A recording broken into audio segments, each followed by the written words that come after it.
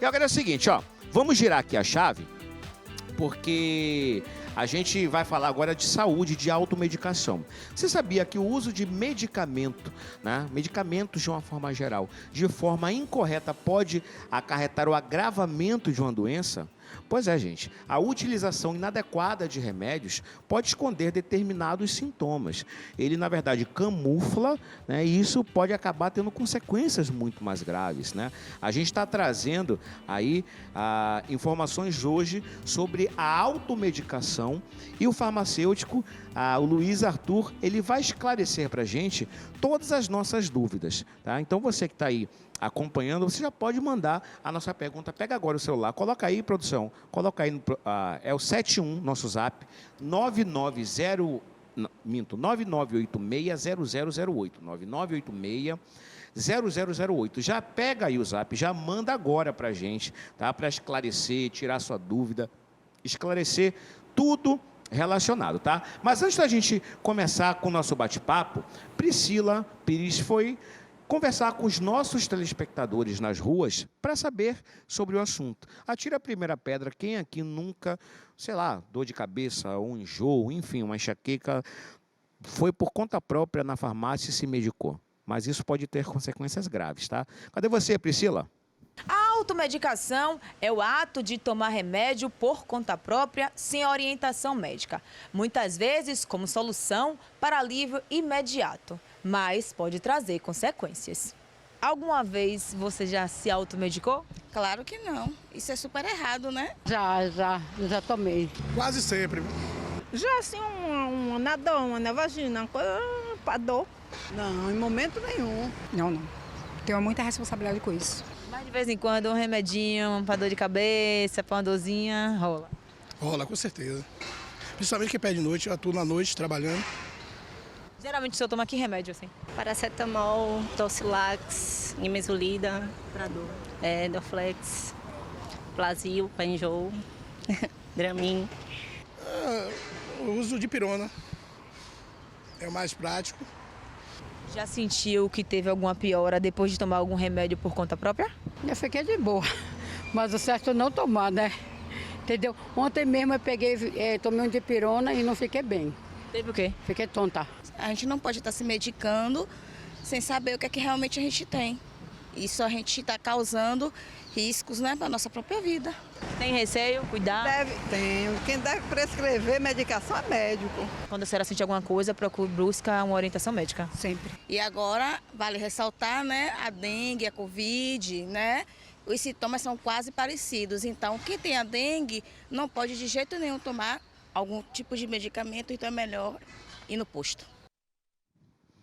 É isso, gente. Vocês estão vendo aí, tá? Que às vezes, como eu falei aqui, às vezes pode ser até uma indisposição e a gente acha que é besteira. Não, isso daqui é tranquilo.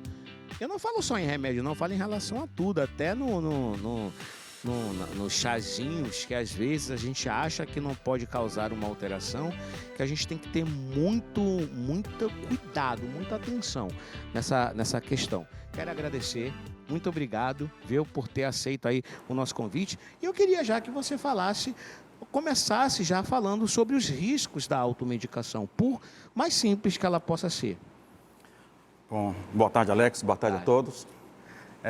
Seria interessante começar falando que os medicamentos, eles são capazes de trazer risco para a saúde, mesmo com a prescrição médica, mesmo você tomando os cuidados devidos, mesmo eles sendo devidamente conservados em casa, eles têm um risco intrínseco, né? São substâncias estranhas ao nosso corpo que podem causar dano mesmo sob essas condições. Imagine quando nós temos, né, um caso onde o próprio paciente, por conta própria, ele faz a opção de adquirir, né, o medicamento para um determinado mal. Diversos são os danos que nós podemos associar ao uso de medicamento sob essas circunstâncias, né? O primeiro, né, que muito se fala, é a questão da intoxicação.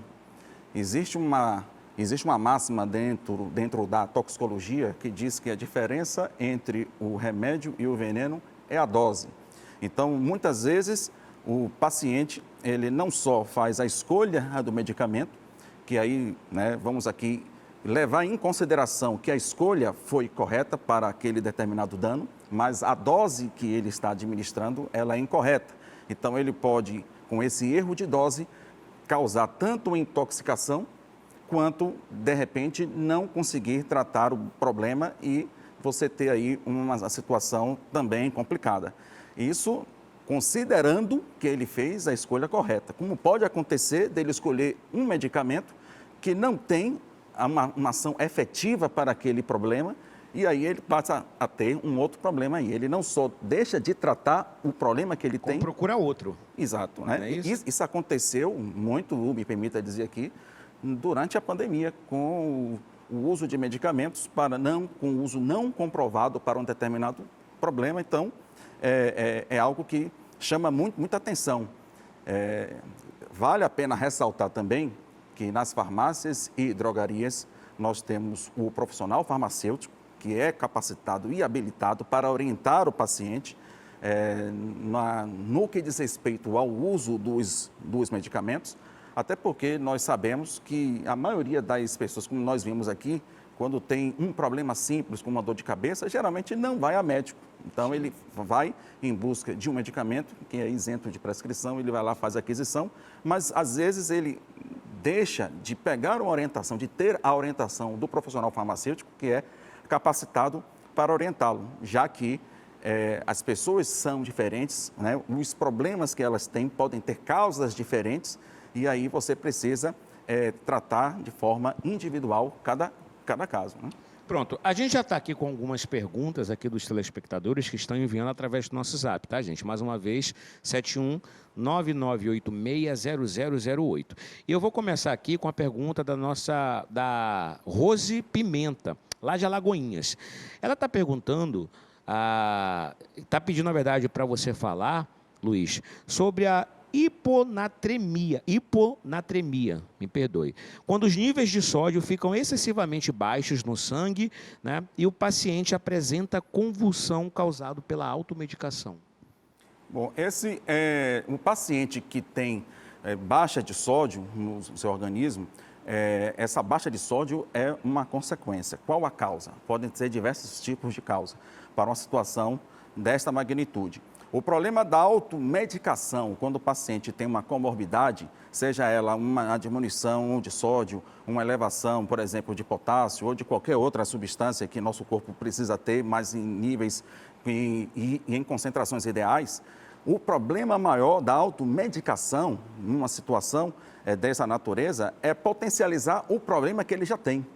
Um medicamento que, de repente, tem um efeito, digamos assim, a nível renal, e possa vir, né, a complicar a situação do paciente, que exige cuidados especiais, diminuindo ainda mais os níveis, né, e às vezes isso pode ter uma consequência até mesmo que venha a sugerir um risco, né, à própria vida do... Então, não só esse tipo de situação, como qualquer outra comorbidade semelhante, é preciso ter muito cuidado, porque pode sim uma automedicação, a depender do que ele escolha e na concentração que ele deseja tomar, a agravar essa situação. Pronto, a Elisângela, lá de Camaçari, está falando aqui que toma muito diclofenato de sódio, né? Se isso faz mal. O diclofenaco, na verdade, uma grande classe de medicamentos que a gente pode colocar aqui como sendo o campeão, ou pelo menos está entre os dois, são os analgésicos, né? Os anti-inflamatórios, estão ali, né? Porque, como eu acabei de falar, uma pessoa, às vezes, faz uma atividade, fica com, sei lá, está com dores musculares, ou tem uma dor de cabeça, uma cólica. A tendência é ele ir à farmácia, ir à drogaria e procurar esse medicamento e o faz sem uma devida orientação. O que eu chamo a atenção é que, muitas vezes, acontece essa situação, as pessoas vão e fazem o uso. Só que ela pode estar mascarando um problema. Porque, às vezes, aquela dor que a paciente está sentindo, ela pode ter uma causa, né? As dores são recorrentes, ela não busca descobrir qual é a causa e acaba tendo um problema mais grave lá na frente.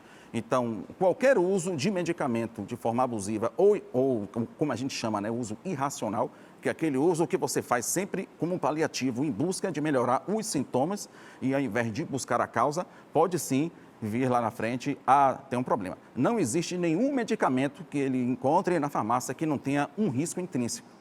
Imagine você que tudo na vida, né, tudo em excesso faz mal. Se você consome muito açúcar, faz mal. Se consome muito sal, faz mal. Se consome muito óleo, faz mal. Imagine medicação, gente. Pelo amor de Deus. Olha, só lembrando a vocês e reforçando o nosso zap, é o 71-9986-0008, para você que está aí participando, acompanhando aqui do nosso programa, poder interagir aqui com a gente. Já manda a nossa pergunta que eu já esclareço aqui ao vivo, tá? Com o nosso convidado. E agora, voltando aqui a nossa falar de saúde, a gente está aqui com algumas mais perguntas dos telespectadores e a gente tem essa daqui, olha, o João Sérgio, lá de Feira de Santana. O meu médico passou um antibiótico para sinusite. Eu tomei tudo certinho, só que não fiquei 100% bom. Eu posso tomar novamente o antibiótico? Bom, no caso de antibiótico, que é uma classe de medicamento que tem receita, uma parte fica retida na farmácia, é muito comum nós nos depararmos com alguma situação em que o paciente ele já possui, digamos assim, uma infecção recorrente e ele pode ter uma bactéria resistente. Normalmente, quando o médico passa um antibiótico para o paciente, a depender da situação, do quadro dele, é comum solicitar exames, como, por exemplo, vamos supor, eu não sei exatamente qual foi o tipo de infecção, mas vamos supor que seja urinário. Ele vai passar exame tipo sumário de urina, uma urocultura com antibiograma. Neste exame antibiograma é que o médico vai ter a informação de qual antibiótico é mais eficaz para combater a infecção que ele tem. Então, se por um acaso ele iniciou com uma classe de antibiótico e com a chegada do resultado mostra que aquele que ele escolheu, a bactéria que o paciente possui, ela é resistente, ele troca para uma que seja sensível. Então, muito provavelmente, a terapia seria alterada. Então, é um pouco difícil dizer nessa situação, já que a gente não tem dados desses exames, mas normalmente é essa a conduta que se faz. Pronto, agora a gente está com uma pergunta aqui da Maria, lá de Cajazeiras. Eu só consigo fazer o número 2 se eu tomar bizacodil todos os dias. É prejudicial? Olha, se ela só consegue, se tomar uma determinada substância, ela precisa investigar por quê. Porque não deveria ser, né? Então, ela pode estar mascarando um problema. É aquilo que nós comentamos anteriormente. Quando você faz o uso recorrente de uma determinada substância para cuidar de uma situação, mas que você não investiga o porquê, você pode sim estar tendo um problema, pode estar se intoxicando ou pode também, na pior das hipóteses, deixando de investigar uma causa, porque não deveria, não é comum a pessoa só ir ao banheiro se tomar determinada substância. O seu trânsito intestinal ele tem que funcionar bem, e aí, se isso acontece, recomendo que procure um especialista, porque passar a vida tomando um medicamento é meio complicado. Normal, exato. Né? Lembrando aí só mais uma vez o nosso zap, tá? É o 71-9986-0008. 71-9986-0008 já está aí na sua tela, tá? Já pode mandar para a gente que a gente tira a dúvida aqui na hora. A Jucleide, né? A Jucileide, na verdade, me perdoe, lá de Tinga, ela está falando que ela sente muita dor na coluna e ela toma biprofeno de 600. Parei de tomar porque está me dando muitas dores nos rins. É mais ou menos parecido com a situação anterior. Essas dores, elas são crônicas. Então, a paciente precisa investigar o que é que está causando essas dores, por que ela tem essas dores recorrentes, porque qualquer tipo de medicamento que ela vai utilizar, a depender do tempo que ela faça esse uso, ele vai ter uma consequência, né? A princípio, normalmente os pacientes queixam-se de dores no estômago, que alguns causam irritação no trato gastrointestinal, no caso na mucosa do estômago, né? Naquela camada que protege o estômago, mas pode ter sim acometimento de outros órgãos. Eu não sei há quanto tempo ela toma esse medicamento, mas é preciso verificar a causa até para se rever a terapia, porque também é algo crônico. Sentir com frequência dores, né, na coluna ou em qualquer sítio, né, qualquer sítio anatômico, e ficar recorrente usando aquele medicamento, pode acontecer um caso de intoxicação. Essas dores que ela relata pode ser, sim, um sinal de uma intoxicação medicamentosa.